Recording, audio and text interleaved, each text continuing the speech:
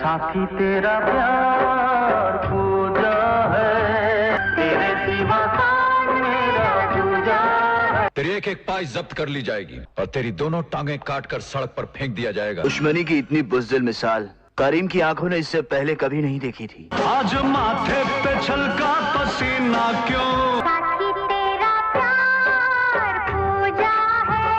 मेरे हाथ पर राखी बांधो, इंशाअल्लाह मेरे जीते जी तुम्हारी अस्मत पर कभी आंच नहीं आएगी। लाल का गरीब मेरी लाल का गरीब, लाल का गरीब मेरी लाल का। आज मैं वो वादा वापस लेने आया हूँ। क्यों, क्या हुआ? सारे लड़के करे तो करे शादी, बस तुम कवारे रहना। अगर हम जाएंगे तो तुझे साथ लेकर जाएंगे। कोड़ी हो गई शराबी तनु तक के। अमिताभ बच्चन और सनी देओल ये दोनों ही अपने आप में ऐसे सुपरस्टार हैं जिनकी फिल्म देखने के लिए लोग सिनेमा घर के बाहर लंबी लंबी लाइनें लगाकर खड़े रहते थे कि उन्हें फिल्म की एक टिकट मिल जाए। अब फिल्म अच्छी है या बुरी है ये तो बाद की बात है, लेकिन लोगों के बीच में इन दोनों की इतनी फैन फॉलोइंग है कि लोग इनकी फिल्मों का इंतजार किया करते थे कि जब भी इनकी फिल्म आए और वो सिनेमा हॉल में इसको देख पाएं। भगवान ने मुझे सब कुछ दिया, बस एक माँ ही नहीं थी। जहाँ कानून के हाथ पहुँचने में देर हो जाए वहाँ कानून की लात पहुँच जाया करती है। लेकिन क्या आप जानते हैं कि 90 के दशक में अमिताभ बच्चन और सनी देओल की इतनी फैन फॉलोइंग होने के बावजूद भी जब ये दोनों एक साथ एक फिल्म में नजर आए तो लोग उस समय ये फिल्म सिनेमा घरों में देखने के लिए बिल्कुल टूट पड़े थे। लेकिन ये फिल्म उतनी नहीं चल पाई थी और न ही ये फिल्म लोगों को पसंद आई थी। वैसे आपको बता दें कि ये फिल्म एक भारी भरकम बजट में बनकर तैयार हुई थी। लंबी चौड़ी स्टार कास्ट इसमें रखी गई थी, कई बड़े सेट लगाए गए थे, कई खतरनाक एक्शन सीन रखे गए थे, लेकिन इसके बावजूद भी ये फिल्म लोगों को इम्प्रेस करने में फैल रही थी। और हो सकता है कि आप में से भी कई लोग सनी देओल और अमिताभ बच्चन के फैन जरूर होंगे, लेकिन फिर भी हो सकता है कि इन दोनों की साथ में आई ये फिल्म आपने ना देखी हो। गिरते हैं शहद सवार ही मैदान जंग में, और तिफल क्या गिरेगा जो घुटनों के बल चले। कसम है कुरान शरीफ की, इनमें से एक भी आदमी जिंदा बच के नहीं जा। फिल्म का नाम है इंसानियत, जो वैसे तो साल 1994 में बनकर तैयार हुई थी, लेकिन फिल्म को बनने में लगभग 15 साल से ज्यादा का समय लग गया था। तो आखिर क्यों फिल्म को बनने में इतना ज्यादा समय लगा? और जो सनी देओल पहले अमिताभ बच्चन के साथ में ये फिल्म करने के लिए बहुत ज्यादा एक्साइटेड थे, वही सनी देओल फिल्म के कंप्लीट हो जाने के बाद में इसमें अपनी आवाज को डब करने के लिए भी नहीं आए और उनकी आवाज को किसी और ने डब किया। कैसे उस समय फिल्म को अमिताभ बच्चन के करियर की आखिरी फिल्म बोलकर प्रमोट किया जा रहा था, और उस समय आखिर इसमें ऐसा क्या था जो 1994 में रिलीज हुई इस फिल्म ने ऐसा रिकॉर्ड बनाया था कि 1994 में रिलीज होने वाली कई बड़ी फिल्में भी इसका रिकॉर्ड नहीं तोड़ पाई थीं, जिसमें 1994 की कई बड़ी फिल्में शामिल थीं, जिनमें हम आपके हैं कौन, मोहरा, आतिश, सुहाग, विजयपथ, मैं खिलाड़ी तू अनाड़ी, और इस साल रिलीज हुई ऐसी कई और बड़ी फिल्में थीं जिनको फिल्म इंसानियत ने पीछे छोड़ दिया था। तो फिल्म से जुड़ी ऐसी तमाम बातें हैं जिनके बारे में हम इस वीडियो में एक एक करके बात करेंगे, और इसके अलावा आखिर ये फिल्म लोगों की उम्मीदों पर खरी क्यों नहीं उतर पाई थी, इस बारे में भी बात करेंगे। 1994 की गर्मियां स्टार्ट होने वाली थीं और गर्मियों के मौके पर 11 मार्च 1994 को ये फिल्म सिनेमा घरों में रिलीज हुई थी, जिसके रिलीज होने को लेकर उस समय लोग बहुत ज्यादा एक्साइटेड थे और लोगों का इसको लेकर एक्साइटेड होना बनता भी था, क्योंकि उस समय लोगों को इसमें एक ड्रीम स्टार कास्ट नजर आने वाली थी, जैसे अमिताभ बच्चन, सनी देओल, चंकी पांडे, रवीना टंडन, जया प्रदा, सोनम, विनोद मेहरा, नूतन, अनुपम खेर, प्रेम चोपड़ा, आलोकनाथ और साफी इनामदार। खासकर से उस समय अमिताभ बच्चन और सनी देओल के फैंस के लिए तो ये फिल्म किसी गिफ्ट से कम नहीं थी, क्योंकि ये दोनों एक साथ बड़े पर्दे पर पहली बार नजर आने वाले थे। हालांकि आपको बता दें कि ये दोनों साल 1990 में आई फिल्म क्रोध में भी एक साथ नजर आ चुके थे, जिसमें अमिताभ बच्चन कैमियो रोल में नजर आए थे। लेकिन इंसानियत ऐसी पहली फिल्म थी जब अमिताभ बच्चन और सनी देओल एक साथ स्क्रीन शेयर करते हुए नजर आ रहे थे। हालांकि आपको बता दें कि इंसानियत के बाद भी 1996 में आई सनी देओल की फिल्म घातक में भी अमिताभ बच्चन ने इसमें एक छोटा सा कैमियो रोल निभाया था। वैसे आपको बता दें कि 11 मार्च 1994 का दिन बहुत खास था, जहां 11 मार्च 1994 के दिन ही सनी देओल और रवीना टंडन की फिल्म इंसानियत के अलावा इन दोनों की साथ में आई एक और फिल्म इम्तिहान भी रिलीज हुई थी। और गौर करने वाली बात यह है कि एक ही दिन रिलीज हुई इन दोनों ही फिल्मों में हमें सनी देओल और रवीना टंडन की जोड़ी देखने के लिए मिली थी। और 11 मार्च को इन दोनों ही फिल्मों के अलावा एक और फिल्म जन्म से पहले भी रिलीज हुई थी। लेकिन 1994 में हुए इन तीनों ही फिल्मों की क्लैश में कोई भी फिल्म बॉक्स ऑफिस पर बहुत ज्यादा सफल नहीं हो पाई थी। लेकिन फिर भी इन तीनों ही फिल्मों की टक्कर में अगर देखा जाए तो बेसिकली फिल्म इम्तिहान सफल रही थी। हालांकि यहाँ पर गौर करने वाली बात यह है कि इन तीनों ही फिल्मों में से सबसे ज्यादा पैसे तो इंसानियत ने कमाए थे, लेकिन उस समय फिल्म इंसानियत का बजट भी बहुत ज्यादा था और इसके कंपैरिजन में इसने उतनी ज्यादा कमाई नहीं की थी जितनी कमाई इसके बजट के कंपैरिजन में फिल्म इम्तिहान ने की थी। फिल्म की कहानी लिखी थी विजय कौल ने, नवजीवन फिल्म्स के बैनर तले इसको प्रोड्यूस किया था टीटू जोनेजा ने और इसका डायरेक्शन किया था टीटू जोनेजा के भाई टोनी जोनेजा ने, जो दोनों ही भाई इसके पहले अमिताभ बच्चन की blockbuster film mister Natwar Lal को प्रोड्यूस कर चुके थे और आगे चलकर टोनी जोनेजा ने अभिमन्यु और महबूब मेरे महबूब जैसी फिल्मों को भी डायरेक्ट किया है। और इंसानियत के बाद उन्होंने आउट ऑफ कंट्रोल और हंसते हंसते फॉलो योर हार्ट जैसी फिल्में भी बनाई हैं, लेकिन इनमें से कोई भी फिल्म बहुत ज्यादा सफल नहीं हो पाई थी। फिल्म का म्यूजिक कंपोज किया था जाने माने म्यूजिक कंपोजर राजेश रोशन ने, जहां इसके म्यूजिक एल्बम में गानों के सारे वर्जन्स को मिलाकर टोटल 11 गाने रखे गए थे, जिनमें से कई गाने उस समय लोगों के बीच में काफी पॉपुलर भी हुए थे, जिनमें से साथ ही तेरा प्यार पूजा है, जिस गाने के टोटल 4 वर्जन फिल्म में रखे गए थे। इसके अलावा और बाकी गाने थे लाल कगरीनी, सारे लड़के करें तो करें शादी, मेरे दिल में तू, हौले हौले मैं नसीब हूँ और कुड़ी हो गई, जिन गानों में आवाजें थीं कुमार सानू, साधना सरगम, अनुराधा पौडवाल, आशा भोंसले, शब्बीर कुमार, मोहम्मद अजीज, सुदेश भोंसले, उदित नारायण, सपना मुखर्जी और लता मंगेशकर जी की। उस समय फिल्म का गाना साथ ही तेरा प्यार पूजा है लोगों को बहुत ज्यादा पसंद आया था और फिल्म की लगभग 17 लाख से भी ज्यादा ऑडियो कैसेट से सेल की गई थी। चलिए एक नजर डालते हैं इसके बजट और बॉक्स ऑफिस कलेक्शन के ऊपर। तो फिल्म इंसानियत उस समय एक काफी बड़े बजट में बनकर तैयार हुई थी, जिसका टोटल बजट रखा गया था लगभग 4 करोड़ 25 लाख रुपए, लेकिन उस समय इंडिया में इसने कलेक्शन किया था मात्र 5 करोड़ 75 लाख रुपए और वर्ल्ड वाइड में लगभग 11 करोड़ 21 लाख रुपए का कलेक्शन हुआ था। हालांकि यहाँ पर गौर करने वाली बात यह है कि फिल्म इंसानियत ने उस समय अपने बजट से ज्यादा पैसे तो कमा लिए थे, लेकिन इसमें अमिताभ बच्चन और सनी देओल ये दोनों ही सुपरस्टार थे। इस वजह से फिल्म इंसानियत को काफी महंगे दामों में बेचा गया था और फिल्म इंसानियत की ओपनिंग भी अच्छी खासी रही थी, लेकिन धीरे धीरे ये फिल्म लोगों को पसंद नहीं आई और अच्छी ओपनिंग के बावजूद भी ये फिल्म बॉक्स ऑफिस पर कुछ खास नहीं चल पाई और फ्लॉप रही थी। और आपको बता दें कि उस समय लोग फिल्म को लेकर इतने ज्यादा एक्साइटेड थे और फिल्म की इतनी ज्यादा डिमांड थी कि इसको उस समय लगभग 235 स्क्रीन्स पर रिलीज किया गया था और उस समय किसी फिल्म को मिलने वाली ये बहुत ज्यादा स्क्रीन्स थी। वैसे 1994 की बड़ी से बड़ी फिल्मों को भी इतनी स्क्रीन्स नहीं मिल पाई थी। जैसे इसी साल रिलीज हुई फिल्म मोहरा को मात्र 220 स्क्रीन्स मिली थी, फिल्म आतिश को 210 मिली थी, सुहाग को 200 और अजय देवगन की फिल्म विजयपथ को 205 स्क्रीन्स मिली थी।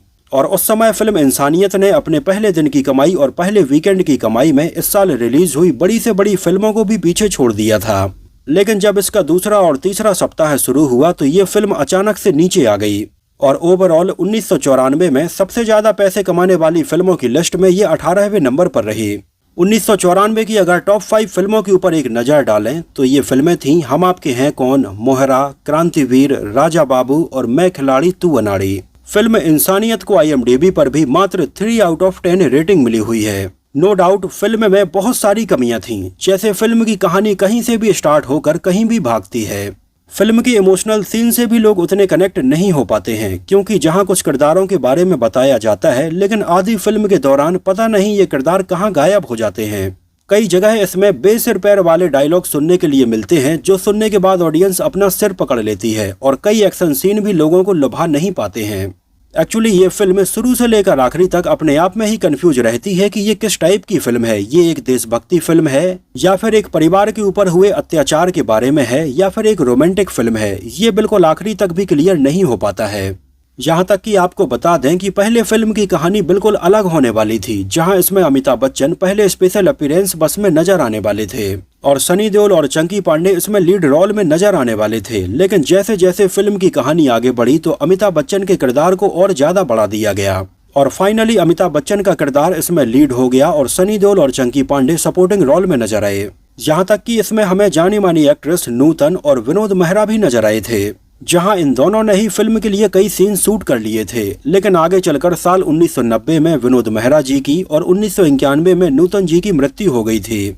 इस वजह से कैसे भी करके इनके द्वारा शूट किए गए आधे अधूरे सीन को फिल्म की कहानी में रखा गया और इनके किरदारों के हिसाब से इसकी कहानी में बदलाव कर दिया गया। नहीं तो पहले फिल्म की जो ओरिजिनल कहानी है वो कुछ और होने वाली थी। आपको बता दें कि टोनी और टीटू इन दोनों ही भाइयों ने अमिताभ बच्चन के साथ में 1978 में मिस्टर नटवरलाल बनाने के बाद में अमिताभ बच्चन के साथ में एक और बड़े बजट की फिल्म बनाने का डिसाइड किया था, जिसके लिए उस समय ये दोनों ही भाई कई कहानियों के ऊपर काम करते रहे, लेकिन बात नहीं बन पा रही थी। खैर, अमिताभ बच्चन के साथ में ये दोनों एक नई फिल्म स्टार्ट कर पाते कि फिल्म कुली के सेट पर अमिताभ बच्चन के साथ में ये हादसा हो गया और इससे ठीक होने के बाद में अमिताभ बच्चन पॉलिटिक्स में आ गए और अमिताभ बच्चन के साथ में कई सालों तक ये कोई भी फिल्म स्टार्ट नहीं कर पाए। हालांकि आगे चलकर 1988 में इन दोनों ने अमिताभ बच्चन के साथ में फिल्म इंसानियत का बड़े जोर शोर से अनाउंसमेंट किया था, लेकिन उस समय फिल्म की स्टार कास्ट बिल्कुल अलग होने वाली थी, जहां इसमें अमिताभ बच्चन के साथ में पहले सनी देओल वाले रोल में संजय दत्त को साइन किया गया था और चंकी पांडे वाले रोल में पहले संजय दत्त के साथ में अनिल कपूर नजर आने वाले थे।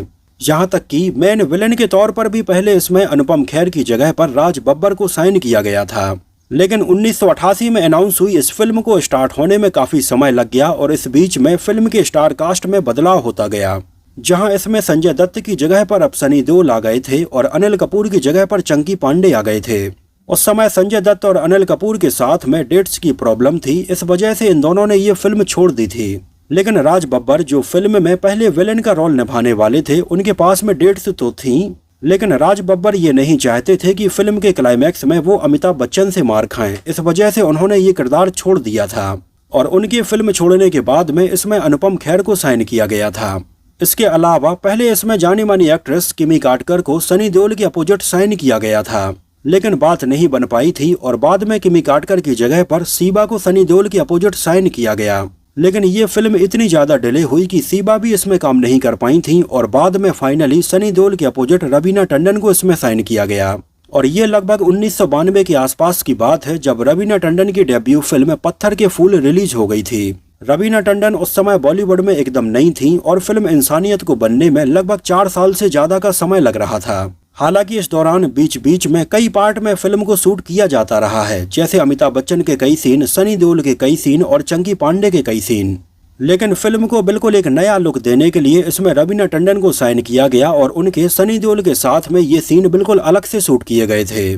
जहां तक कि इसमें चंकी पांडे के अपोजिट सोनम को साइन किया गया था और सोनम का पूरी फिल्म में एक सीन था और केवल एक गाना बस था। और फिल्म में सोनम का किरदार अचानक से कहां से आता है और एक गाने के बाद कहां गायब हो जाता है, इस बारे में कुछ भी नहीं बताया गया। एक्चुअली आपको बता दें कि सोनम ने जब 1989 में ये फिल्म साइन की थी, तभी उन्होंने अपना ये गाना कंप्लीट कर लिया था, लेकिन फिल्म को बनने में बहुत ज्यादा समय लग रहा था और ये फिल्म बार बार डिले हो रही थी। और आगे चलकर 1991 में सोनम ने जाने माने डायरेक्टर राजीव राय, जिन्होंने त्रिदेव और विश्वात्मा जैसी फिल्में बनाई हैं, उनसे शादी कर ली थी। और शादी के बाद सोनम ने फिल्मों में काम करना पूरी तरह से बंद कर दिया था। इस वजह से उनका किरदार फिल्म इंसानियत में हमें इतना ही नजर आया। जहां तक कि कई बार ये फिल्म बीच में डब्बा बंद हो जाती थी और कई बार लोगों को ये लगता था कि ये फिल्म कभी बन ही नहीं पाएगी।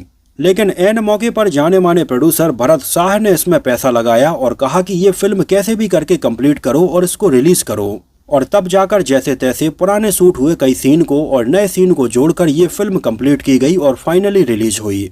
लेकिन ये ऐसी फिल्म रही जिसमें काम करने के बाद ना तो अमिताभ बच्चन खुश थे और ना ही सनी देओल खुश थे।